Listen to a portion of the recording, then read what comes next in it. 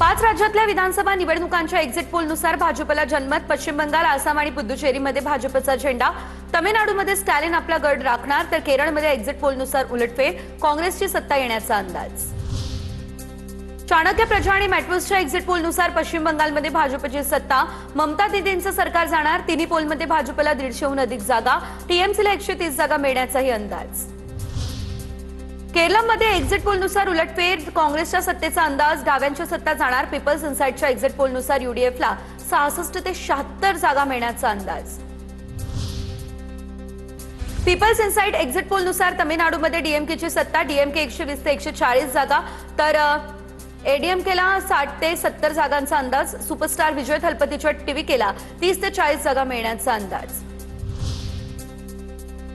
Exit पोलनुसार पुदुचेरीमध्ये भाजपची सत्ता येण्याचा अंदाज, एनडीएला पुदुचेरीमध्ये 16 ते 20 जागा मिळू शकतात। डीएमके आणि काँग्रेसच्या नेतृत्वाखालील इंडिया ब्लॉकला साधारणतः 6 ते 8 जागा मिळण्याचा अंदाज। पोल पंडितच्या एक्झिट पोलनुसार बारामती पोटनिवडणुकीमध्ये सुनेत्रा पवारांना 92% ते 97% मतं, बारामती पोटनिवडणुकीत सुनेत्रा पवारांना 1 ते 2 लाख मतांचा अंदाज। राहुरी विधानसभा पोटनिवडणुकीत अक्षय कर्डिलेंना 78% ते 83% मतं मिळण्याचा पोल पंडितचा अंदाज, तर रुद्र रिसर्च पोलनुसार सुनेत्रा पवारांना 95% मतं, तर राहुरी या ठिकाणी अक्षय कर्डिलेंना 76% मतदान। लाडक्या बहिणींसाठी राज्य सरकारचा पुढाकार, महिला आरक्षण विधेयकासाठी राज्य सरकार 1 दिवसीय विशेष अधिवेशन घेण्याच्या तयारीत, मे महिन्यामध्ये अधिवेशन होणार, सूत्रांची अशी माहिती।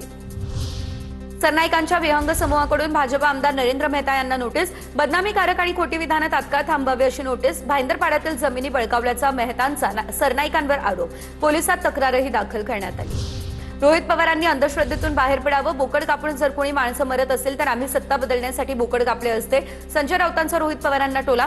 संजय राऊतांना माझा प्रश्न समजलेला नाही, काळी जादू करणाऱ्यांचा हेतू काय आहे हे समजून घ्या असं सांगतोय। राऊतांच्या वक्तव्यावर रोहित पवार यांचीही प्रतिक्रिया समोर। तर विधान परिषदेवरून ज्या काही घडामोडी सध्या घडतायत पाहूयात त्या संदर्भातल्या टॉप 9 अपडेट्स। अंबादास दानवे विधान परिषदेसाठी आता महाविकास आघाडीचे उमेदवार असतील। उद्धव ठाकरे महाविकास आघाडीतून उमेदवार नसणार, ठाकरेंकडून अंबादास दानवेंना उमेदवारी। उद्या सकाळी 11 वाजता दानवे परिषदेसाठी अर्ज दाखल करतील।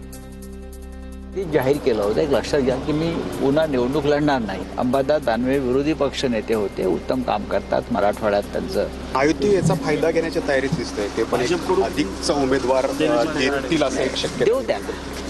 आमच्याकडे पुरेसं मतदान आहे। उद्धव ठाकरेंनी विधान परिषदेवर जावं अशी सर्वांचीच इच्छा होती, मात्र ठाकरेंनी एका सामान्य शिवसैनिकाला त्यांच्या जागी जाण्याची संधी दिली। उमेदवारी मिळताच अंबादास दानवेंकडून ठाकरेंचे मानण्यात आले आभार।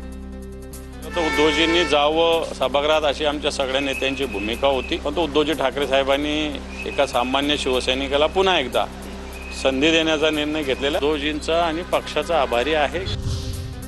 विधान परिषदेसाठी काँग्रेसही उमेदवार देणार, हर्षवर्धन सपकाळ सध्या दिल्लीमध्ये पक्षश्रेष्ठींसोबत चर्चेनंतर नाव जाहीर करणार। ठाकरेंची शिवसेना विधान परिषद लढत असेल तर राज्यसभा आम्हाला मिळावी, काँग्रेसचीही मागणी। ठाकरे उमेदवार असते तर आमची पाठिंब्याची भूमिका होती, वडेट्टीवारांकडून हे स्पष्ट। या संदर्भामध्ये त्यांच्याशी संपर्क साधणे उचित ठरेल, मात्र आमच्या पक्षाने अखिल भारतीय स्तरावर आणि महाराष्ट्र पातळीवर जी भूमिका घेतली ती आपल्या सगळ्यांच्या समोर आहे। सुषमा अंधारे यांची उद्धव ठाकरेंप्रती भावनिक पोस्ट, आमदारकी खासदारकी आपल्यावरून 100 वेळा कुर्बान। उद्धव ठाकरेंसोबतचा रक्षाबंधनाचा व्हिडिओ पोस्ट करत भावना व्यक्त। भाजप विधान परिषदेसाठी अतिरिक्त उमेदवार देणार असल्याची चर्चा, ठाकरे उमेदवार नसल्यानं महाविकास आघाडीमध्ये नाराजी, भाजप केंद्रीय पातळीवर चर्चा करण्याची शक्यता, सूत्रांची माहिती। राष्ट्रवादी आणि भाजपकडे अतिरिक्त मतं। विकास आणि शेतकऱ्यांच्या मुद्द्यावर मागण्या मान्य असल्यास युतीचा विचार करू, नुसत्या आमदारकीसाठी सोबत जाण्या इतका नालायक नाही, बच्चू कडूंची भूमिका। शिंदेंनी विधान परिषद दिल्यास त्यांचे पायीक होऊन काम करू, कडूंची प्रतिक्रिया। तर बच्चू कडू यांच्यासोबत चर्चा झाली, मात्र अंतिम निर्णय एकनाथ शिंदेच घेतील, उदय सामंत यांचीही प्रतिक्रिया। आमदार व्हायचं असतं तर मी आता तुम्हाला हो म्हटलं असतं, पण मी काय म्हटलं की आमचे मुद्दे फार महत्त्वाचे आहे शेतकऱ्यांचे। आम्ही शिंदे साहेबांना आम्हाला विधान परिषद दिलं, आम्ही त्यांचे पाईक म्हणून राहू, मेहनतीनं काम करू, प्रामाणिकपणे लढू। शिवसेनेकडून नीलम गोऱ्हेंना विधान परिषदेवर पुन्हा संधी मिळणार, सूत्रांची माहिती। पक्षातच त्यांच्या नावाला विरोध करणारा एक वर्ग सक्रिय, मात्र वरिष्ठ नेतृत्वाकडून गोऱ्हेंच्या नावावर सकारात्मक विचार सुरू। तर तिकडे विधान परिषदेवर संधी न दिल्यानं भाजपचे संजय केनेकर हे नाराज असल्याची चर्चा. छाटले जरी पंख माझे पुन्हा उडेन मी, केनेकरांचे हे स्टेटस चर्चेत. केनेकरांना परिषदेवर भाजपकडून 13 महिन्यांसाठी संधी मिळालेली. विधान परिषदेसाठी राष्ट्रवादीच्या बैठकीत कोणत्याही नावावर एकमत नाही. अंतिम निर्णय सुनेत्रा पवारांनीच घेण्याची पक्षातील नेत्यांकडून विनंती. सुनेत्रा पवारच उमेदवार जाहीर करणार अशी सूत्रांची माहिती.